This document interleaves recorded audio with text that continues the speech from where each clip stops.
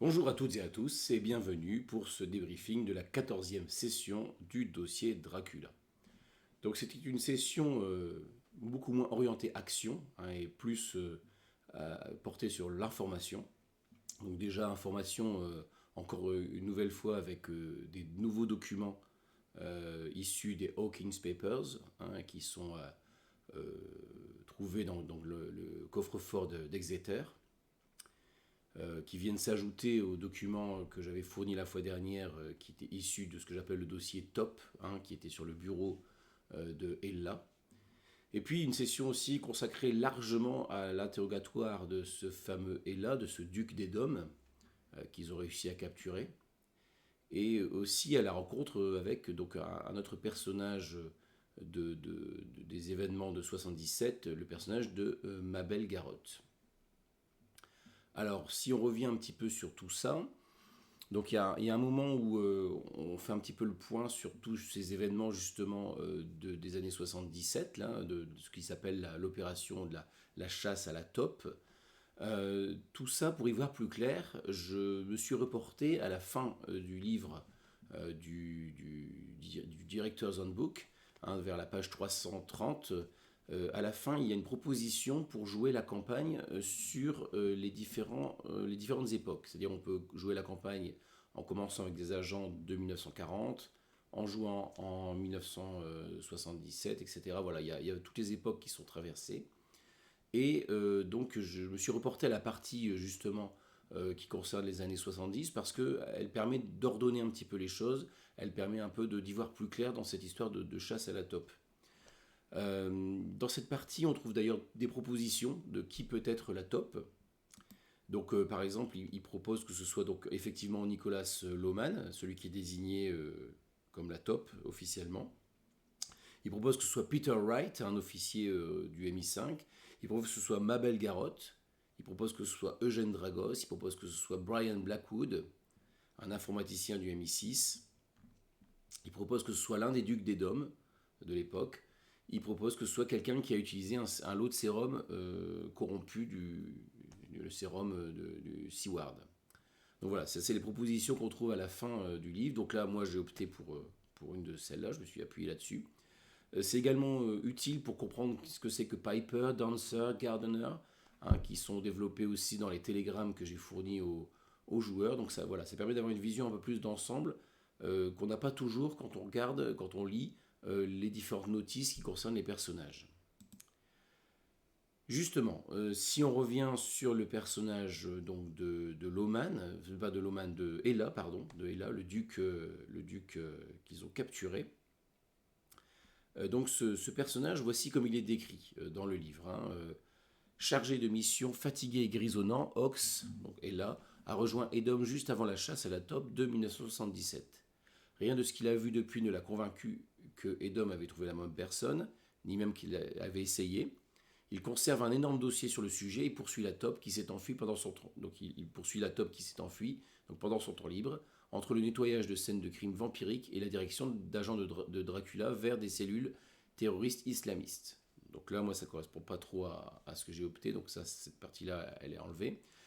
Donc avec une approche utilisant renseignement, une approche solide, avec des vraies informations et des pistes sur 77, on peut retenir son attention. Bah, là, ils l'ont kidnappé, donc ils ont eu son attention. Et il peut répondre à 3 questions sur 77, à l'exception de qui était la taupe. Donc ça, il ne le sait pas à coup sûr. Si on lui présente une preuve irréfutable que la taupe de Dracula dirige Edom, ce qui est le cas ici, il peut être flatté, donc c'est-à-dire utiliser la compétence flatterie, une dépense de 2 points, pour rejoindre les agents par ego. Ça fait référence aux différents leviers qu'on peut utiliser pour faire basculer un agent. Donc voilà un peu comment il est décrit. Donc je me suis appuyé sur cette description pour jouer ce personnage-là, qui justement, contre toute attente, se révèle beaucoup plus coopératif, surtout quand il voit que les personnages sont aussi intéressés par cette histoire de chasse à la taupe. Il va leur fournir aussi des informations. Il va pouvoir aussi identifier le personnage de D, qui est à la tête des Dômes, il va donc leur révéler que c'est Eugène Dragos. Pareil, hein, ça c'est aussi une des propositions, hein. Il y a plusieurs propositions qui sont faites dans le livre sur quelle est l'identité réelle de D. Là, c'était assez facile pour moi de choisir. Eugène Dragos est l'une des possibilités. Voilà, c'est assez logique que ça s'enclenche bien en tout cas avec ce qu'on avait mis en place jusqu'à maintenant, et ça permet d'accentuer encore l'arc personnel de Yonout, qui prend beaucoup d'ampleur, hein. Donc ça c'est aussi un problème qu'il va falloir aborder pour pouvoir essayer de réguler un petit peu tout ça et de redonner un peu. Ça fait un petit moment, hein, que le problème en tourne autour, et je pense que c'est une histoire, enfin toute cette histoire autour de la famille Dragos, elle est intéressante, elle apporte vraiment du jeu. Voilà, mais je trouve qu'il y a peut-être un équilibre, il y a peut-être quelque chose à trouver pour que ce soit un peu plus ajusté pour tout le monde.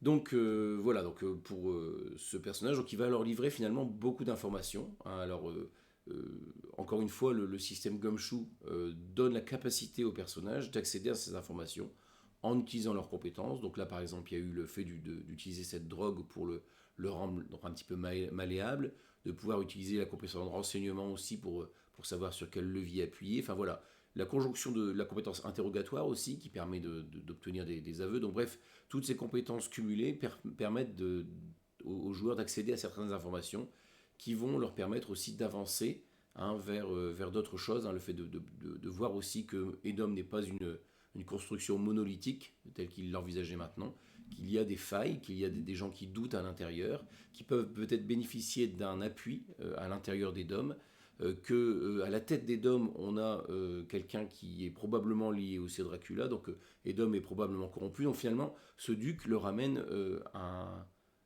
par son témoignage, le ramène des informations qui sont assez importantes, je pense, pour la compréhension un petit peu, et se dire que voilà, finalement, s'attaquer à Edom, c'est aussi s'attaquer à un des leviers que possède Dracula actuellement. Au niveau donc de la fin de cet interrogatoire, donc il décide de le laisser en vie. Donc là, j'ai continué à utiliser la mécanique de piste, hein, que j'avais mise en place lors de la session précédente. Je trouve que c'est une mécanique intéressante parce que justement, par exemple, là, se pose la question de est-ce qu'on le laisse en vie, est-ce qu'on le tue. Le fait de le laisser en vie, ça va diminuer la piste, c'est-à-dire que Edom va pouvoir se rapprocher d'eux, il va pouvoir amener un témoignage, il va pouvoir diriger les agents d'Edom vers eux. Le fait de le tuer, ça aurait permis de gagner un petit peu de temps à ce niveau-là. Il y avait le problème de la moralité, hein, de l'équilibre mental à ce moment-là qui se serait posé. Il y aurait eu aussi le problème de la pression qui aurait augmenté, puisqu'il y aurait eu un meurtre et donc il y aura un corps à se débarrasser. Donc voilà, donc il y a un choix, il y a un vrai choix à faire entre toutes ces options-là. Et d'ailleurs, les joueurs aussi, les personnages se posent la question, parce qu'ils se disent, voilà, jusqu'où on est prêt à aller finalement pour mener notre combat. Et c'est un petit peu ça pour moi qui est au cœur de Night Black Agent, c'est jusqu'où on va, jusqu'où on est prêt à aller, jusqu'où on est prêt à s'engager pour mener ce combat qui est un combat où on ne peut espérer qu'une victoire à la Pyrrhus, on ne peut espérer qu'une victoire qui va nous coûter énormément pour l'arracher, quoi. Donc voilà, donc ça c'est pour un peu tout ce qui concerne ce personnage, hein. Ensuite, ils ont décidé de se tourner vers un autre personnage qui est le personnage de Mabel Garotte. Donc, contrairement à Ella qui est décrit d'une seule façon dans le livre de base. D'ailleurs, je fais une parenthèse, il décrit d'une seule façon dans le livre de base, mais dans un des suppléments, dans le supplément qui s'appelle The Edom Files. Non, pas dans les Edom Files, pardon, je me trompe. Dans un autre supplément qui décrit la structure d'Edom, hein, donc c'est le Edom Field, pardon, et le Edom Field Manual. Les ducs d'Edom sont un peu plus décrits et il propose aussi différentes versions du duc. Des versions plus ou moins fidèles, plus ou moins loyales à Edom. Et donc ça permet aussi de nuancer chaque duc et de peut-être d'avoir d'autres possibilités sur leur jeu. Je reviens donc à Mabel Garotte. Mabel Garotte, donc ce personnage-là, donc contrairement au duc d'Edom qui est dans le bouquin du directeur présenté de façon monolithique, elle est présentée avec les trois aspects, comme les autres PNJ, c'est-à-dire qu'elle a un aspect qui peut être innocent, un aspect atout d'Edom ou un aspect lié à la conspiration. Là, celui que j'ai choisi, c'est l'aspect qui est lié à Edom. Donc si je vous donne un peu la description qu'on a dans le livre, donc la description générale, c'est que c'est la spécialiste des Balkans. Son rôle, donc elle est experte britannique du folklore, de l'histoire et de la politique roumaine. Elle a une soixantaine d'années, elle est plutôt un aspect plutôt aristocratique, comme une comtesse douairière académique. Voilà les termes qui sont utilisés. Donc là, dans le descriptif du livre, on a ceci. Donc son implication dans le MI6 a été bien plus importante qu'elle ne le laisse paraître. La vérification de son dossier académique révèle plusieurs longues années sabbatiques inexpliquées qui n'ont pas affecté sa pension. Donc ça peut être obtenu par comptabilité ou bureaucratie. Ils l'ont d'abord approchée en tant qu'étudiante et l'ont fait passer pour une socialiste dans l'espoir qu'ils obtiennent une réponse d'un recruteur du KGB. Elle s'est suffisamment bien acquittée de cette tâche pour faire plusieurs autres petits boulots début des années 70 et a été chargée de surveiller les activités trop zélées d'Edom pendant le fiasco de 77.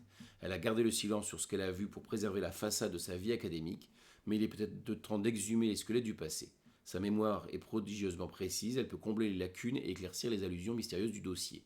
Elle fera un compte-rendu détaillé de ce qu'elle a observé des opérations d'Edom, puis une fois les agents partis, elle apportera une radio dans sa salle de bain pour prévenir Edom.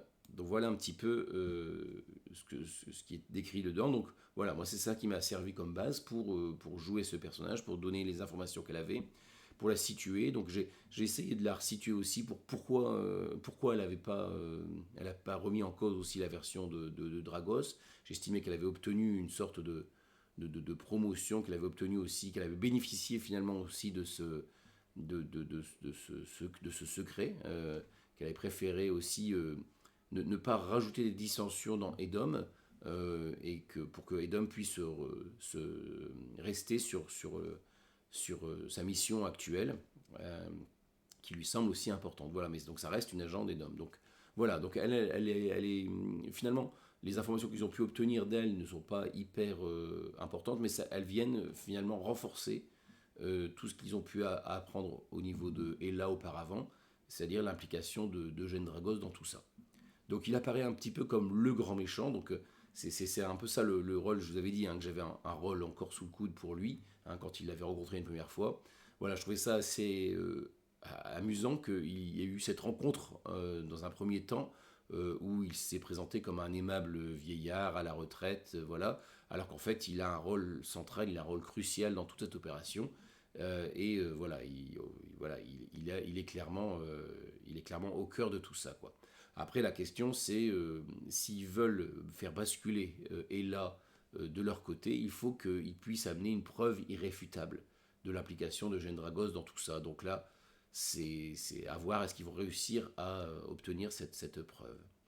Donc là, à la fin de cet épisode-là, ils sont en route pour l'Écosse. Hein, ils ont contacté Mina. Donc là aussi, il y a aussi le fait de réinjecter ce personnage-là qui avait été pris avant.